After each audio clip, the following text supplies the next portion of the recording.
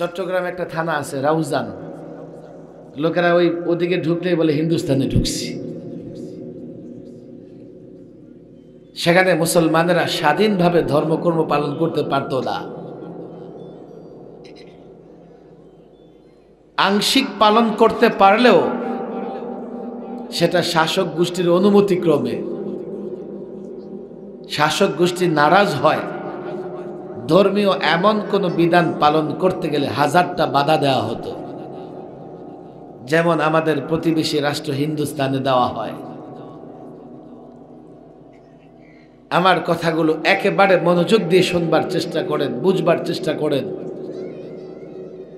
তোমরা যদি মনে করো যে সাখাওয়াত সাহেব আপনার দলের সঙ্গে আপনার সঙ্গে আপোষ করে নেই, আপনি আমার দলের বিরুদ্ধে বলবেন না, আমার নেতার বিরুদ্ধে বলবেন না,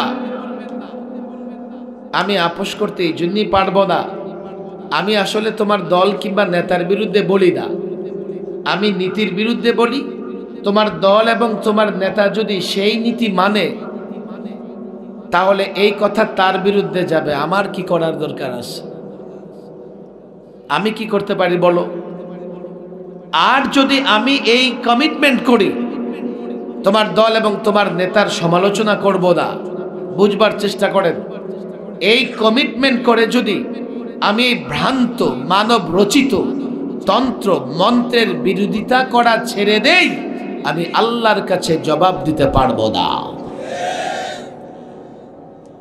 এই তন্ত্র মন্ত্রগুলোর দরকার কি আমাকে বলো? আল্লাহ তোমাকে এমন এক ধর্ম দিয়েছেন, আল্লাহু আকবার, ইসলাম কমপ্লিট কোড অফ লাইফ। ব্যক্তি জীবন, সমাজ জীবন, রাষ্ট্র জীবন, অর্থ ব্যবস্থা, বিচার ব্যবস্থা, স্বরাষ্ট্রনীতি, পররাষ্ট্রনীতি, তুমি যত ধরনের নীতি চাও না কেন, সব নীতি ইউনিক অনুপম নীতিমালা কোরআন সুন্নাহয় আছে, ইসলামে আছে। কথা ঠিক না বেঠিক? আমাকে বলো, এই যে দেশের এখন পরিস্থিতি, দেশে এখন একটা নিরাপত্তাহীনতা বিরাজ করতেছে, ছিনতাই বেড়েছে, চুরি বেড়েছে, ডাকাতি বেড়েছে। দেখো, পরিবর্তন দরকার ছিল বলেই আমরাও চেয়েছি 5 আগস্টের পরিবর্তন। আলেমরা চেয়েছে, ছাত্র জনতা চেয়েছে, যার ফলে আমাদেরও আলেম ওলামা ছাত্ররা 100 জন তাজা রক্ত ঢেলে দিয়েছে রাজপথে। কিন্তু পরিবর্তনের পেছনে যে স্লোগান ছিল, বৈষম্য দূর করা, চাকরির ক্ষেত্রে যে কোটা আছে, এই কোটা প্রথা থেকে বৈষম্য দূর করা, টার্গেট ছিল বৈষম্য দূর করা। কোটা প্রথা বাতিলের মাধ্যমে একটা জায়গা থেকে বৈষম্য দূর হয়েছে। বাংলাদেশের হাজারো জায়গায় বৈষম্য এখনো আছে, আর সেই বৈষম্যের বড় একটা লক্ষণ এখন দেখা যাচ্ছে। আমার অধিকার, আমি নিরাপদে রাস্তায় চলাচল করব, আমার অধিকার, রাষ্ট্র আমার জানমালের নিরাপত্তা দেবে। আমি চোখে আঙ্গুল দিয়ে দেখিয়ে দিতে চাই, সেই অধিকার এখন জাতি ভোগ করতে পারতেছে না। রাস্তায় নামলেই ছিনতাইকারীর কবলে পড়তেছে। আমি কথা বলবো না সরকারের আন্তরিকতা নাই, আমি কথা বলবো না বৈষম্য বিরোধী আন্দোলন যারা করেছে ছাত্রদের আন্তরিকতা নাই। তাদের যথেষ্ট আন্তরিকতা আছে, সরকারের যথেষ্ট আন্তরিকতা আছে, কিন্তু যত আন্তরিকতায় থাকুক না কেন, যত এখলাসের সঙ্গে পানিতে ফু দেখ না কেন, যুবক যত এখলাসের সঙ্গে খাক না কেন, বিয়ে করার আগে সন্তানের সম্ভাবনা নাই। মৌলভী সাহেব এখলাসের সঙ্গে ফু দিলেই সন্তান আসে না। বৈষম্য দূর করতে চাও, সমস্ত জায়গা থেকে বৈষম্য দূর করার ফর্মুলা, নীতিমালা দিয়েছে ইসলাম। পৃথিবীর কোথাও আজ পর্যন্ত ইসলাম ছাড়া বৈষম্য দূর করা যায় নাই। এই জন্য আপনাদের হয়তো ভালো লাগে না, আমি একটা কথা প্রায় বলি, যদি আমরা প্রকৃতপক্ষে বৈষম্য দূর করতে চাই, ইসলাম নিয়ে অগ্রসর হওয়া লাগবে, ইসলাম নিয়ে আগে বাড়তে হবে। আরে শুধু কোটা থেকে বৈষম্য দূর করবার জন্য যদি ১৫০০ ২০০০ ছাত্র জনতা রক্ত দিতে পারে, তাহলে জীবনের প্রতিটা ক্ষেত্রে সব জায়গা থেকে বৈষম্য দূর করতে হলে তো লক্ষ লক্ষ মানুষকে রক্ত দেওয়া দরকার। কিন্তু আমি বলি লক্ষ জনতার রক্ত দিতে হবে না। এই লাজনাতুল উলামার দায়িত্বশীলদের বলি, বিনা রক্তপাতে বিপ্লব হবে যদি আমরা ইসলাম দিয়ে সব জায়গা থেকে বৈষম্য দূর করা যায়, ইসলাম দিয়ে নাগরিকের নিরাপত্তা দেওয়া যায়, ইসলাম দিয়ে জানমালের নিরাপত্তা দেওয়া যায়, ইসলাম দিয়ে দৃষ্টান্তমূলক বিচার করা যায়, ইসলাম দিয়ে ন্যায় ইনসাফ কায়েম করা যায়, ইসলাম দিয়ে সুষম অর্থ ব্যবস্থা প্রণয়ন করা যায়, ইসলাম দিয়ে ন্যায় বিচার করা যায়। জাতিকে যদি লাজনাতুল উলামা বুঝাতে পারে, ২৫০০ জনতা, ২৫০০ যুবক, ২৫০০ জনগণকে যদি এই লাজনাতুল উলামা বুঝাতে পারে, এক বিন্দু রক্ত দিতে হবে না। ২৫০০ থেকে শুরু করে ঢাকা, বাংলাদেশের প্রত্যেকটা থানার ওলামারা যদি জাতিকে বোঝাতে পারে ইসলাম মানো, ইসলাম ধরো, বৈষম্য দূর হবে, শান্তি প্রতিষ্ঠা হবে।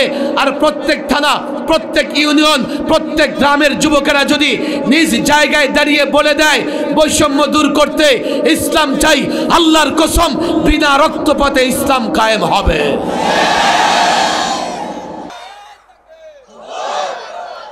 না বুঝাতে পারলে হবে না। শুধু আমরা দায় দায়িত্ব ওই ফেসিবাদের উপরে দিয়ে দেব, আমাদের দায় দায়িত্ব নাই। আমরা এই জাতি গঠনে কি কাজ করেছি? আমরা এই জাতির যুবকদের মেজাজ তৈরি করতে কি কাজ করেছি? ছাত্র জনতা বুঝো, আমিও দারুল কামার নেগরানি মাঝে মধ্যে করি। যেই ছেলেটার মেজাজ তৈরি হয়ে যায়, বাস স্টেশনে গিয়েও নামাজের কথা বলে না। আর যে ছেলেটার মেজাজ তৈরি হয় নাই, মাদ্রাসার কামরায় বৈশা নামাজের সময় ঘুমাইতে থাকে। যেই যুবকের মেজাজ তৈরি হয়ে যায়, ঢাকা ইউনিভার্সিটির ছোট্ট একটা কামরায় গিয়ে নামাজ আদায় করে। আর যে যুবকের মেজাজ তৈরি হয় না, মসজিদের সামনে দিয়ে হেঁটে যায়, জিজ্ঞেস করলে বলে কাপড় না পাক। আমরা যেভাবে 12 বছর ছাত্রদেরকে নেগরানি করে করে তাদের মেজাজ তৈরি করি, ইমাম সাহেব, খতিব সাহেব, লাজনাতুল উলামার দায়িত্ব হচ্ছে এইভাবে গ্রামে গ্রামে প্রত্যেকটা যুবকের মেজাজ তৈরি করা। আমি হয়তোবা ওলামা ইকরাম আমার চাইতে বেশি জ্ঞান রাখেন, মাশাআল্লাহ। ২৫০০ অনেক বড় বড় আলেম আছেন। এই ২৫০০-এর অনেক ছাত্র ঢাকার বিভিন্ন প্রতিষ্ঠানে পড়াশোনা করেন। এই ২৫০০-এ অনেক বড় বড় দিনদার ফ্যামিলিও আছে, আমি জানি এগুলো। আমি নিজেকে কারো চাইতে উৎকৃষ্ট মনে করি না, পণ্ডিত মনে করি না। তবে আমি একজন দায়ী। লোকেরা এখন আমার বক্তা হিসেবে জানে। আমি আমার জীবনের দাওয়াতি কাজ প্রথমে শুরু করছি কলেজ ইউনিভার্সিটি থেকে। বাংলাদেশের অনেক কলেজ ইউনিভার্সিটিতে আমি কলেজের ছাত্রদের নিয়ে সেমিনার করে তাদেরকে দ্বীনের প্রতি, ইসলামের সৌন্দর্যের প্রতি আহ্বান করেছি। এখন মাহফিল আর রাজনীতি নিয়ে এতটা ব্যস্ত হয়ে গেছি, কলেজ ইউনিভার্সিটির ছেলেদের সময় দিতে পারি না। এই জন্য আগামী বছরে কোনো প্রোগ্রামই রাখতেছি না। মাহফিলে কথা বলার অনেক আলেম আসে, কিন্তু এটা কলেজ ইউনিভার্সিটিতে ছাত্রদের সামনে ইসলামটা তুলে ধরা, তাদেরকে যে আমানত আমাদের কাছে, তাদের আমানত আমাদের কাছে আছে ইসলাম, এই আমানত তাদেরকে বুঝাই দেওয়া, এই কাজ আমাদের যথেষ্ট হচ্ছে না। যদিও কেউ কেউ করছে স্যার আংশিক, আর আংশিক ট্রিটমেন্ট দিয়ে রোগী সুস্থ হয় না। কোন রোগী সুস্থ করতে হলে তাকে পরিপূর্ণ ট্রিটমেন্ট করা লাগে। আর পরিপূর্ণ ট্রিটমেন্ট করতে হলে হাতুড়ি মার্কা ডাক্তার দেওয়া হয় না। এই জন্য আমাদের মাদ্রাসায় একটা কথা আমরা বলি, কয় নিমে মোল্লা খতরায় ইমা, আর নিমে তবিব খতরায় যা। আদা মোল্লা হইলে মানুষের ইমান খতরায় পড়ে যাবে, আর যদি হাতুড়ি মার্কা ডাক্তার, অর্ধেক ডাক্তার হয়, মানুষের জীবন খতরা হয়ে যাবে, ঝুঁকিতে পড়ে যাবে। আমি কথা বলি না প্রত্যেক ছেলে পণ্ডিত হবে, আলেম হবে। এই যুবকেরা প্রত্যেকে আমার মতো জুব্বা পরবে, আমার মতো পাঞ্জাবি পরবে, আর প্রত্যেকটা মা বোন একেবারে বোরকা দিয়া হাত মুখ ঢেকে রাস্তায় বের হবে। বলে হুজুর কি বোরকা ছাড়া বের হওয়া যাবে? হ্যাঁ, বড় একটা ওড়না পড়ো। আমি প্রায় বলি আমার আগেরকার মা বোনেরা নিজের শাড়ির আঁচল দিয়ে পর্দা করে ফেলতেন। রাস্তায় বের হয়েছে, পরপুরুষ সামনে চলে আসছে, আঁচলটারে দিয়ে মুখটা ঢেকে নিতেন। বড় একটা চাদর রাখো, চাদর দিয়া জড়ায় থাকো, পরপুরুষ সামনে চলে আসলে চাদরটাকে চেনে চেহারা ঢেকে রাখো, পর্দা হয়ে যাবে।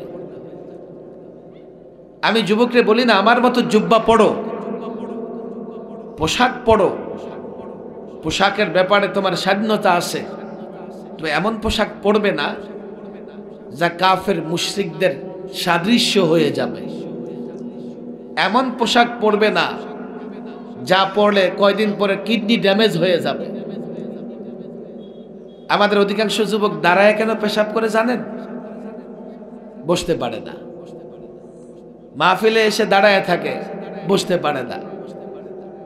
চিকিৎসা বিজ্ঞান গবেষণা করে দেখিয়েছে দাঁড়িয়ে পেশাব করলে একটা সময় কিডনি ড্যামেজ হয়ে যাবে। কি করে? মানুষ যখন পেশাব করে, পেশাব থলি বা মূত্র থলি থেকে পানিটা বের হয়ে আসে, আমরা যেভাবে সুন্নত মোতাবেক বসি সহজে এই মূত্র বের হয়ে আসে। কেউ যদি দাঁড়ায় পেশাব করে সহজে মূত্র থলি থেকে মূত্র বের হয়ে আসে না, ফলে তাকে একটু প্রেসার দিতে হয়, আর প্রেসার দিলে তার উভয় কিডনিতে চাপ পড়ে। এইভাবে লম্বা সময় যদি এইভাবে কিডনিতে চাপ দিয়ে পেশাব করতে থাকে, তার কিডনি ড্যামেজ হয়ে যাওয়ার আশঙ্কা আছে। কথা তো অন্যদিকে চলে যাচ্ছে। ইসলামের প্রত্যেকটা সুন্নাহ আপনি বুঝেন আর না বুঝেন, আল্লাহর পক্ষ থেকে আমার আপনার জন্য রহমত এবং নিয়ামত। পশ্চিমা যুবকেরা যখন এটা বুঝতেছে, তারা ইসলামের দিকে ঝুঁকতেছে, আর আমাদের যুবকেরা ইসলাম না বুঝে ওই তাদের ডাস্টবিনে নিক্ষিপ্ত ময়লা আবর্জনায় নিক্ষিপ্ত তন্ত্র মন্ত্র আমার দেশের যুবকরা ফলো করতেছে।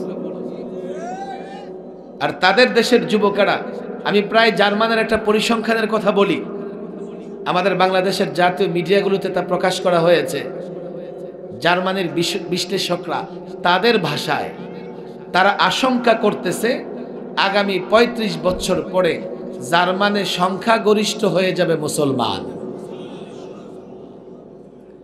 এইভাবে প্রতিনিয়ত জার্মান এবং ফ্রান্সে যুবকেরা ইসলাম গ্রহণ করতেছে, অথচ পৃথিবীর দুটা রাষ্ট্র সবচাইতে বেশি মুসলিম বিদ্বেষ লালন করে। ফ্রান্সের কথা, ফ্রান্স তার রাষ্ট্রীয় ভবনে আল্লাহর নবীকে নিয়ে কার্টুন ছাপিয়ে দিনের পর দিন টানিয়ে রেখেছিল। পৃথিবীর যেখানেই যে ইসলামের বিরুদ্ধে দাঁড়িয়ে যায়, সেখানে ফ্রান্স এবং জার্মান থেকে অর্থায়ন করা হয়। আপনাদের মনে থাকার কথা, ফ্রান্সের প্রেসিডেন্ট ম্যাক্রো আসছিলেন বাংলাদেশে কয়েক ঘন্টার সফরের জন্য, যার একটা মিনিট অনেক দামি। সে কোথায় চলে গেছে? ধানমন্ডিতে এক বাদকের বাসায়, নর্তকের বাসায় তবলা বাজায়, হারমোনি বাজায়, তার বাসায় গিয়ে আড্ডা দিতেছে। জাতি কেউ তাকে চেনে না, তবে সে সেখানে কেন গেছে? ওই কুলাঙ্গার কয়েক বছর আগে ইসলামকে কটাক্ষ করে নাটক লিখেছিল। এর জন্য লোকটার হাতে সময় নাই, কিন্তু ঠিকই ইসলাম বিদ্বেষ যার ভেতরে আছে তার বাড়িতে যাওয়ার সময় বের করে নিছে। এই তো রমাদান মাস আসতেছে। আমি একটা কথা প্রায় বলি না, আপনারাও দেখেন, রমাদান আসলে হোটেল সালাদিয়ায় ভরে যায় ২,৫০০-এর মোড়ে। এরপরে কি মাধবদীর মোড়ে গিয়ে দেখবেন যে হোটেল সালাদিয়া ভিতর থেকে হাট্টা কাট্টা মোহাম্মদ আলী কেলে টাইপের যুবকেরাও মুখ মুছতে মুছতে দিনের বেলায় বের হইতেছে। অথচ এই যুবক জানে না এই ফরজ বিধানের পেছনে তার দুনিয়া আখিরাতের কল্যাণ আছে। এই ফরজ বিধান পালন করলে তার দৈহিক প্রশান্তি আসে, তার রোগ নিরাময় আসে, এগুলো সে জানে না। এবং সে এটাও জানতে চেষ্টা করে না এই ফরজ বিধান পালন করলে মরার পরে আল্লাহ তাবারক ওয়া তাআলা তার জন্য কি নিয়ামত রেখে দিয়েছেন, জানে না, বুঝে না। পশ্চিমা চিকিৎসকরা অমুসলিম রোগীদেরকে বলতেছে মুসলমানদের মতো রোজা রাখো।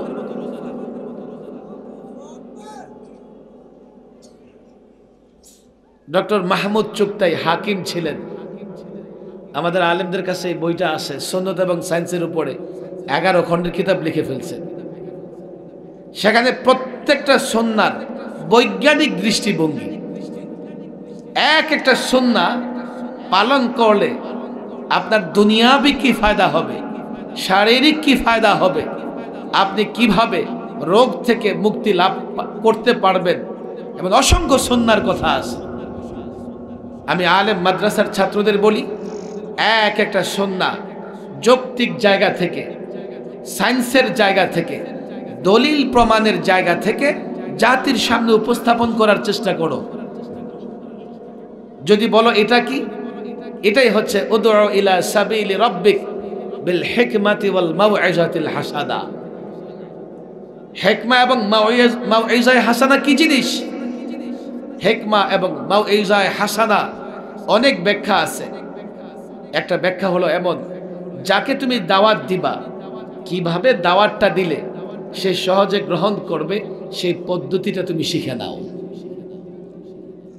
কলেজ ইউনিভার্সিটির ছেলেকে দাওয়াত দিবা, কিভাবে এই দাওয়াতি বিষয়টাকে উপস্থাপন করলে সে সহজেই মেনে নেবে।